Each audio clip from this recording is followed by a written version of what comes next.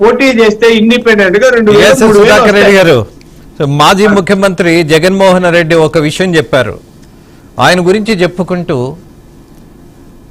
నిజాయితీగా ఉంటే గెలవరట, ధర్మాన్ని ఆచరిస్తే ఓడిపోతారట. అదే పరిస్థితి నాది, నేను అతి నిజాయితీగా ఉన్నాను కాబట్టే ఓడిపోయాను అని అదొక సందేశం ఇచ్చారు. ఎనీహో, లక్ష్మీనారాయణ గారు చివరిగా ముగిస్తూ, ఇప్పటి వరకు చేసినటువంటి చర్చలో మనము ఈ కట్టడాల మీద కంటే కూడా కట్టాల్సిన వాటి మీద దృష్టి పెట్టాలంటున్నారు, ఫైన్. అలాగే ప్రజల్లో నమ్మకం పెంచేటటువంటి వాటి మీద కూడా దృష్టి పెట్టమంటున్నారు. మొత్తం మీద మనం ఈ సమీక్షకు మీరు ఒక ముగింపిస్తే నేను ఈ కార్యక్రమాన్ని ముగించేస్తా. రాజేంద్ర గారు, మన అజెండాలో అంటే రాష్ట్ర ప్రజల అజెండాలో అతి ముఖ్యమైనటువంటిది రాజధాని నిర్మాణం. రాజధాని లేని రాష్ట్రం అంటూ హేళన చేసేటువంటి వాళ్లకు ధీటైన సమాధానం చెప్పాల్సినటువంటి తరుణం.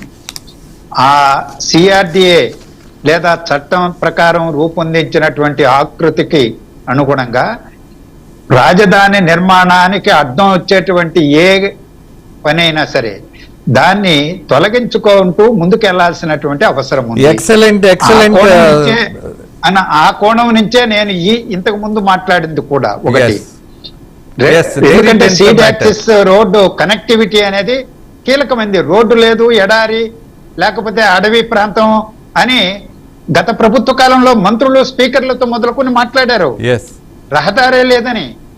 ఆ రహదారి ఏర్పాటు చేయడానికి అడ్డం వచ్చేటువంటి దాని నిజమే అడ్డంగా ఉంటే దాన్ని తొలగించక తప్పదు అనేది నా అభిప్రాయం. ఒకటి అంటే ఇది రాజధాని నిర్మాణంలో అంతర్భాగంగానే నేను చూస్తున్నాను.